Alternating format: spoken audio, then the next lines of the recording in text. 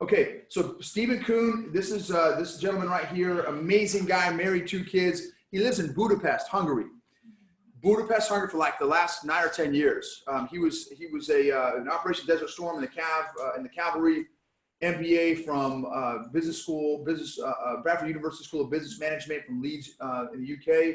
He's a best-selling author, multi-country startup and turnaround expert, and he actively consults industries and countries and big politicians as well. He's a political consultant, and really neat background, an amazing guy. I've known him now just for a few months, and just the impact. Well, you guys have got a chance to hear him. He's an amazing communicator. Hey, Steven! Awesome. Okay, so check this out. So I've already. Let me just very quickly. So I've got the. They pull up the slide again very quickly with Big Steven's background here. So again, I can't wait for you guys to hear from this guy. Super dude, and just wait. I call him Arnold Schwarzenegger. So he's got these big giant guns. He's got customized suits or whatever. Like I'm like, man, I need to get like extra small or something to make my guns look bigger. but he's got legit, guns and stuff. But just he's anyway, just a great guy. You see his background here on the slide.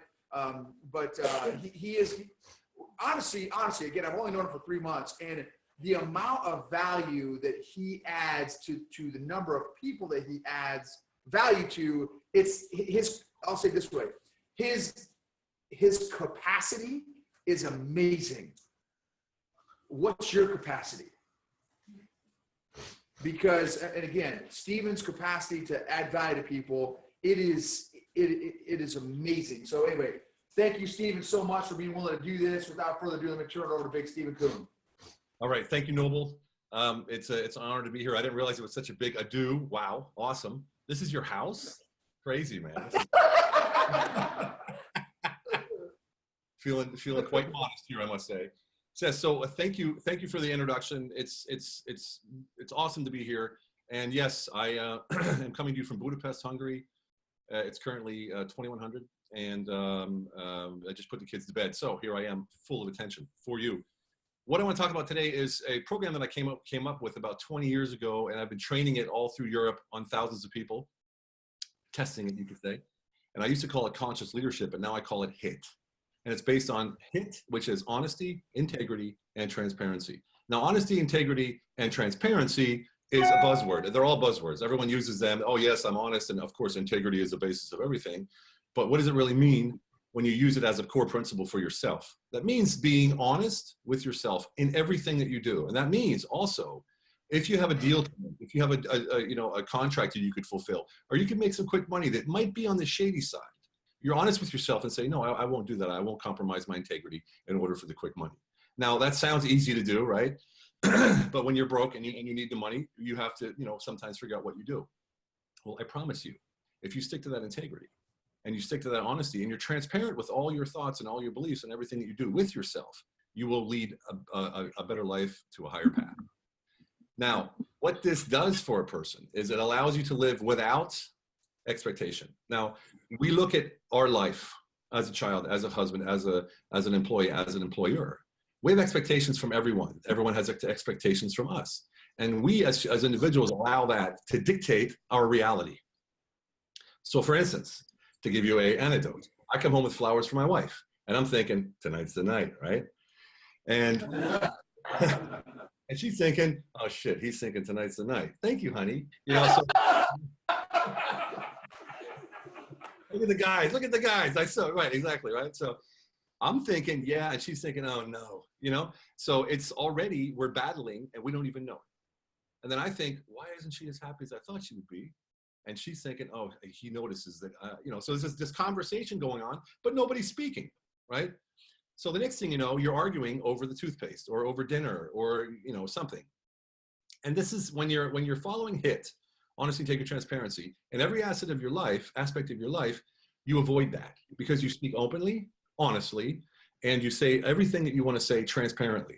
And this makes everything disappear. So I can also give without expectation, and I can receive without expectation. Meaning, my wife has expectations of me. Of course, I will fulfill them when she needs it, but I will never regress to not being me. Okay, so what does all this do? And this here comes a really, really interesting part. It makes it impossible not to be authentic. And authenticity is the key to what? Humility. And humility is the number one strength of any human being. It can't be beaten, it can't be shot, it can't be broken down, and no ego will ever, ever overpower humility. And humility, authenticity, this gives you the power to not only dictate your own reality, but it dictates your market value. So me as a soldier, you got to realize I was a tanker. I grew up in Pennsylvania in a mobile home, a few stepfathers along the way. Left, went to the army, was a sergeant, got out, and now I consult political heads. I consult, I meet with the Prime Minister of Hungary, or I'll meet with the party head of the German party, and I consult these people. Why? Because I'm authentic. They know I'm not going to hold bars. I'm not going to say what they want to hear, right? I'm not going to, give passage to their expectations. Another example, you go to work and your boss says, hey, have you got that job done? Have you have that contract done?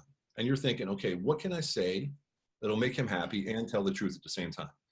See, we get up here. We got to keep it down here. Intuition. Intuition is the only truth. When you learn to live with your intuition and you're authentic and follow the basic rules and the basic principles of HIT, you are the most authentic person that anyone around you can meet. And then you're in the position to do what I do. And this is why Noble thinks so highly of me. He doesn't really realize it until I'm going to tell him right now, is because I elevate everyone around me. That's my job as a HIT individual whose integrity is at the highest levels, to elevate everyone around me so they all feel great when they're working with me and they want to come back. And that is my secret to success in Europe as a lonely little sergeant. Yes, well, you guys all burned your boats. I didn't even have a boat. So I had nothing to burn. So I've lost, let's get down to the brass taxes. I lost 7 figures twice. Back in the dot-com boom and crash, and back in the mortgage boom and crash. And after the second time, I was in Berlin, in Germany, and homeless. So what kept me going was I said, okay, I'm going to readjust myself. First of all, I'm going to absorb this homelessness, and I'm going to embrace it and really just find my core. So I went into I was homeless for a while, and I embraced it. I wasn't living in a gutter. I was living in my car and with friends, or ex-girlfriends, put it that way. They were the only ones that could put up with me. And so when I got to the point where I said, okay, I'm at a level ground in my mind, but I'm not ready to go back to society yet, I went to a monastery. So I went to a monastery in the mountains of Austria, and I lived with the monks, and I found myself, and I did a whole spiritual journey. Then I went to the mountains and lived by myself. And I ended up coming back to society, and this is what happened. So I came back and I said, I need to do something. And I got a call.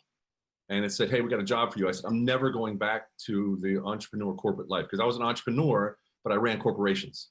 So what I did was I took on managing director positions for listed companies in the UK, in Germany, in Spain, Portugal, Austria, Switzerland, all over Europe. And I would run their companies for them as an entrepreneur. So I get the big money, but I'd be free. So, and they called me. I said, I'm never working for you guys again, never, ever. And he said, it's in Budapest. I said, okay, let's go. And I don't know what told me to go, my intuition. And I walked in on the very first day in Budapest, the very first day in the new business. The very first person I saw is the woman I'm married to today. So you asked me what I'm getting up for, my friend. This is what I'm getting up for every single day. I get up every single day and say, I'm thankful that I took that time off. And I crashed and I fell 2 times, and I fell hard 2 times. And I get up every single day saying, that's never going to happen again. Why? Because I got my why right here upstairs, 2 in one bed and 1 in the other. Rock and roll, brother. Yes. Well, I'd like to give a tip on how you can start your day so you're just absolutely fantastic. And we'll do this in quick tempo because you're recording this.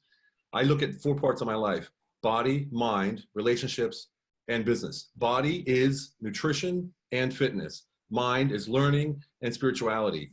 Relationships is wife, or in some cases, husband and children or family. And then a business is obviously leadership and revenue. When I get up in the morning, I meditate for 6 minutes, look inside, I cleanse myself with some light, and then go to town on my wife and my kids to tell them how amazing they are and how much I love them. I have a connection with them, a conscious connection, and we don't talk until we have that connection.